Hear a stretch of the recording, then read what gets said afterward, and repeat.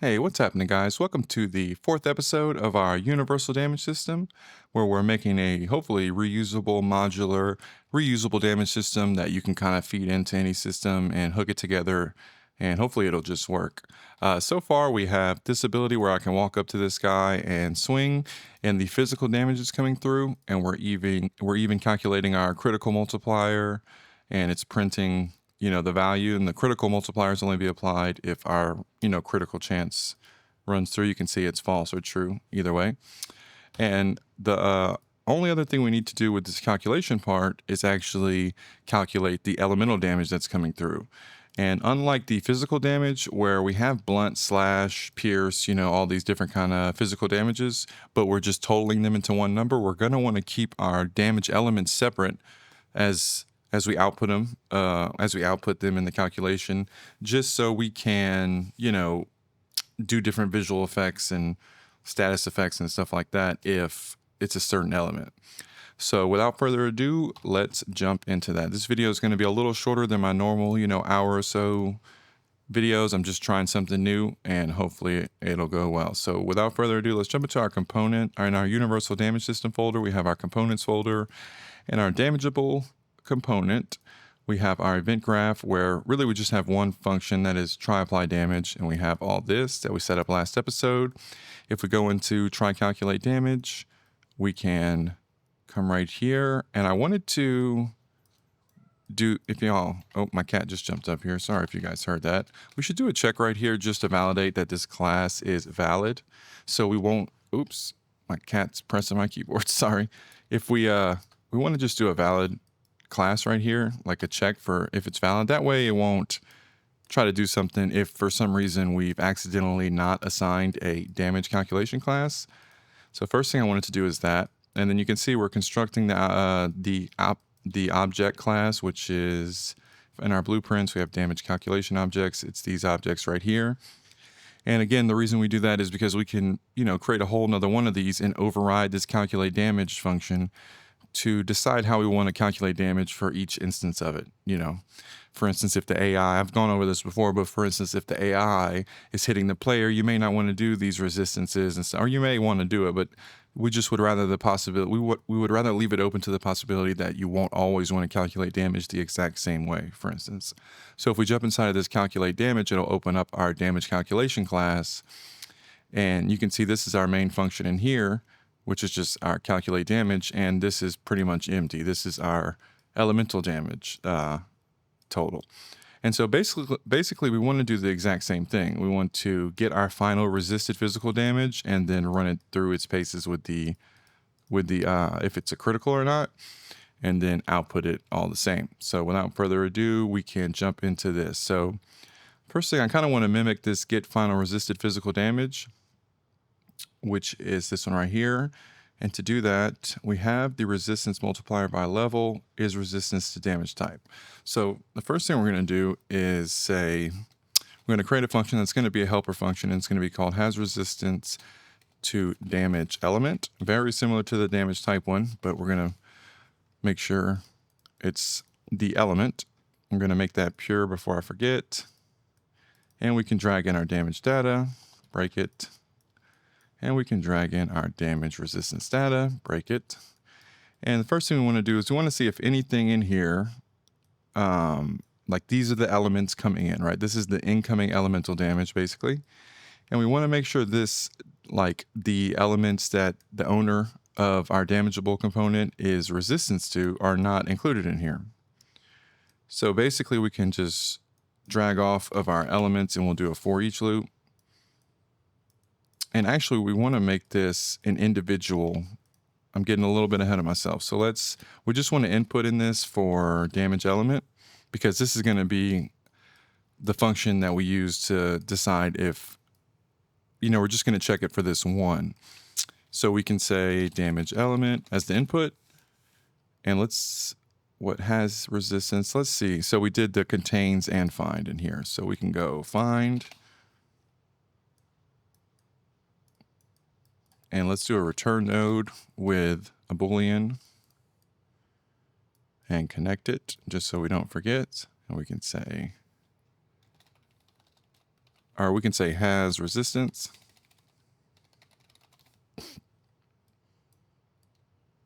There we go. And if we do have a resistance, we want to put that in. And we can say damage resistance level. And for this to be true, we also, I'm not sure this is necessary, but we can just do it just to be sure. Drag that damage element. So we're just making sure it contains it and we have found it. I don't think there is a scenario where we would find it where it isn't contained, but just to be safe. So we can save all and compile. And then we can say, where is our other one? We say get final resisted to physical damage. We can create a function that mimics that before our elemental damage. So we can say get final resisted elemental damage. And again, remember how I'm wording this is if we have the resisted damage or the final resisted damage, that just means we have applied any resistances that it would take in. So we can say, we can create a local variable for final resisted elemental damage. I'm going to put that in parentheses of local, and that will be a map with elements mapped to a float, I believe. No, integer, sorry. Excuse me. There we go. And so basically now we want to get our damage data, we can break it, and we want to just go ahead and loop through all the elemental damage that's coming into here. So say it's, fire, ice, whatever, it's going to loop through all those. And we're just going to see if we can break this struct and we have the damage element and the amount. And we basically just want to see if we have a resistance to this data, which is basically if in the damageable component, something is set up to resist it.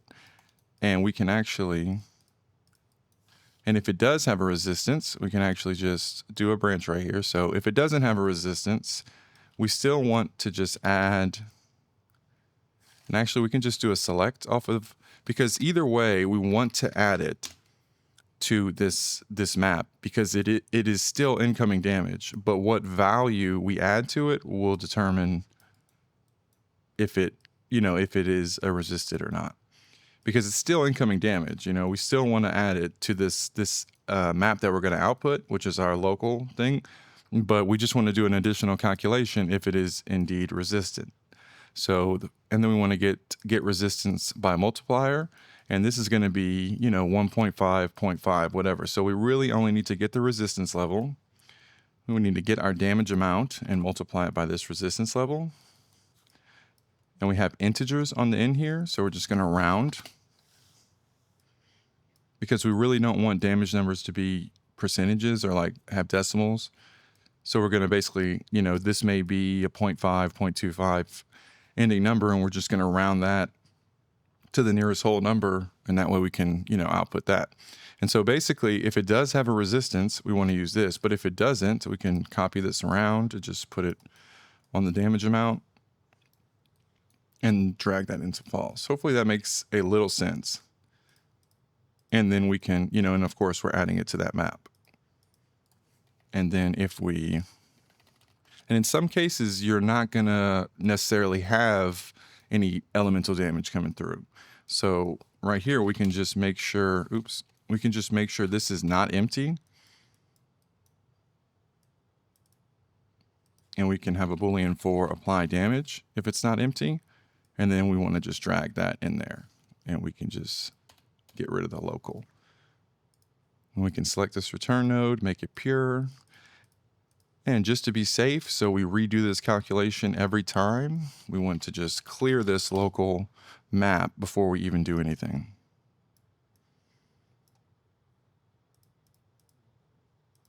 And what we can also do, let's drag this down a little bit. I'm just going to make sure that this is not empty before we proceed with anything else, because we don't want to do any logic if this is empty. So if it's not empty, we'll do that. But if it is empty, we're just going to do that.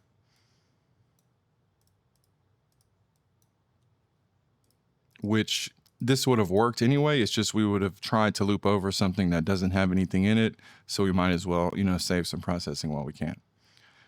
So in our calculate damage now, we simply need to drag this in, and you can see this kind of mimics this right here. And right here with our final damage, we are just multiplying it and then adding it for the critical bonus. Now this will not work for this because we need to do the critical calculation for everything in here.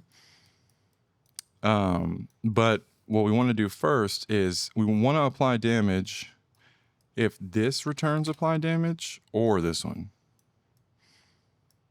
So if either one of these return apply damage, that means we need to apply damage. And then after this, when we get to it, if it's a critical, we can use that to do a select right here. Let's see, is critical. And if it is a critical, we can just, if it's not a critical, we can just use this, so false. But if it is, we'll just need another function to do our, our critical hit bonus and output the same kind of thing. So let's do that right now. So let's say get final critical elemental damage. And this is going to take in that same map of damage element and an integer value. And we can call that elemental damage map. And then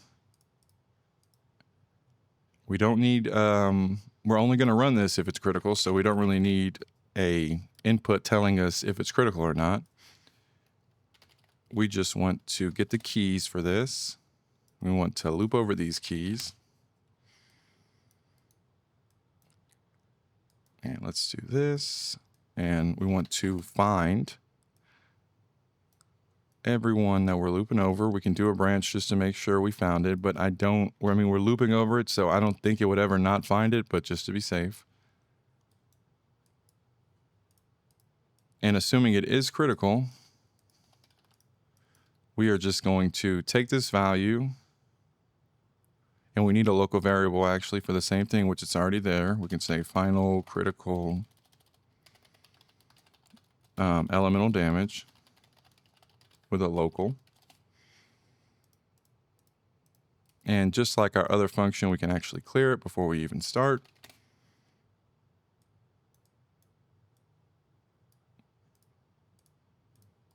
And we're not clearing the input, we're clearing our local one that we're about to add to. And remember this, we're doing these calculations if we already know that it's a critical.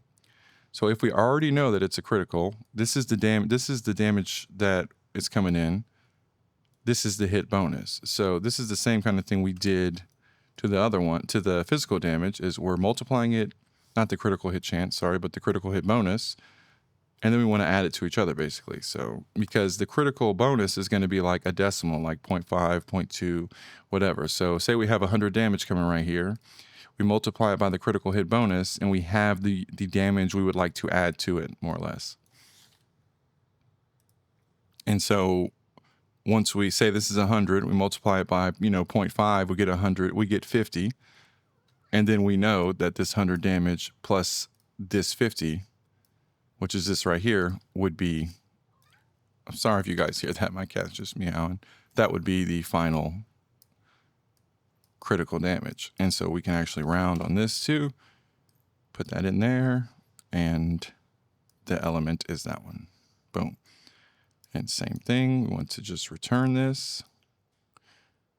And this is only going to happen if we actually do have like actual damage to apply, so we don't need to check if this is empty or not. We know that we're only going to call this function if there is elemental damage to apply. So if we go back in our calculate damage, we can do this, and we simply, I'm going to drag this out to make some, more space. Hopefully I don't mess it up too much. And if it's true that it is critical, we're just going to take in our, our resisted damage, and then we're going to do the same thing. We're going to put that in, and it's going to spit out the same exact damage, it's just multiplied by our, critical. So if we go back into our damage component, we are feeding that in. And if we go back into here, we are feeding that in. And so if we go back into our blueprints, characters should have a testing dummy. And right here, we're just kind of printing this damage. and if it's a critical or not. So to debug this real quick, we can get our keys, we can loop over them. We can drag off of it and do a find. And we want to, of course, find this that's in there. We can branch just in case.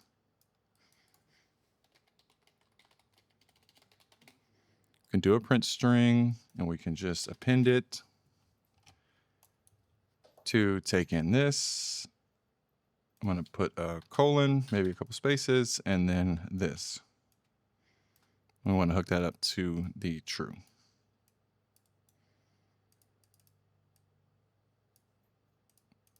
And we just want to make sure that, let's see, do we have, okay, let's see. Let's not do a elemental resistance for now. Let's go into our animation notifies and our collision trace. And you see right here, we only have a physical damage, but now we're printing the elemental damage. So let's actually do an element. Let's say we want fire and 100 damage, because that'll be easy for math. And let's see if that works at all. Fire 150. And that's because the critical is passing. It's 150. Now we can actually add another one to this. Let's duplicate this make node. And we have shock, for instance. And we can do 100 with shock as well. Oops, didn't hit him there. There we go. See? And every time they are both affected by the critical hit damage and everything. And if we go into our damageable component and our damage element resistance, we can say, let's just say he's weak to fire, for instance. And boom, now they should not be the same. And you see the fire is getting a better critical damage because he's weak to it. But even if it doesn't do a critical, he's still weak to it, so it's doing its bonus that it's supposed to. And hopefully that makes a little sense. It's a very similar process to the physical damage. It's just done a little different because we'd like to keep track. We wouldn't like to necessarily sum it all together. We would like to keep track of the elements separately, so we can, when we get to damage numbers and stuff like that, we would like to spawn different color damage numbers based on what it is. And right here, we can do a check. For instance, if we have status effects and stuff like that, we can just do a check, what elements are actually being damaged and, proceed accordingly. In this episode, that's all we're going to do. Hopefully it made a little sense. It wasn't too hard to follow. It was just a few functions. And if you guys have any trouble with them, just make sure you join the Discord. There's a lot of people in there willing to help. I try to get in there at least once a day. And if you want access to the project files or anything like that, just take a look at the Patreon in the description, and you should be able to download the project files that way. Now, in the next episode, we're going to fix our trace because our trace is still not functioning right. If this was functioning right, there would be like 0 gaps in this trace. So we still need to fix that. And I'd also like to do at least damage numbers before we migrate the damage system back into our inventory tutorial series to start chopping down trees and stuff. So in the next episode, we will probably do that. We will probably fix this trace, which we've been needing to do, and we'll probably set up some basic damage numbers that pop up when you hit things. And from there, I can then jump into the inventory series, migrate this over, and then we can start, harvesting trees and things of the like. And it should just work. We should just be able to define, for instance, a tree's resistance to blunt damage. Maybe we only want slash damage for a tree, and then it should just work accordingly. Like that tree should take some damage, but not all damage. And maybe it's super weak to fire because it's a tree, right? It's like leaves. And, but it's not that weak to ice. And with this system, you only need to define the damage that you're doing in the collision trace or wherever you'd like to, get this damage from right here. And then you have resistances and critical hits and damage numbers already built in, really. I was going to cover status effects in this series, but I think I'm going to hold off on that and come back to it once we actually get it working good in the inventory system. Or maybe I'll actually do that part in the inventory system. But either way, this series is kind of coming to a close. We should only need one more episode, maybe two, but we should be able to fix the trace right and do the damage numbers within the next episode, which should be out in a couple days. So you guys be on the look for that. And with that, I hope you guys learned something and like it, and I'll catch you guys in the Discord or worst case on the next video. Thanks.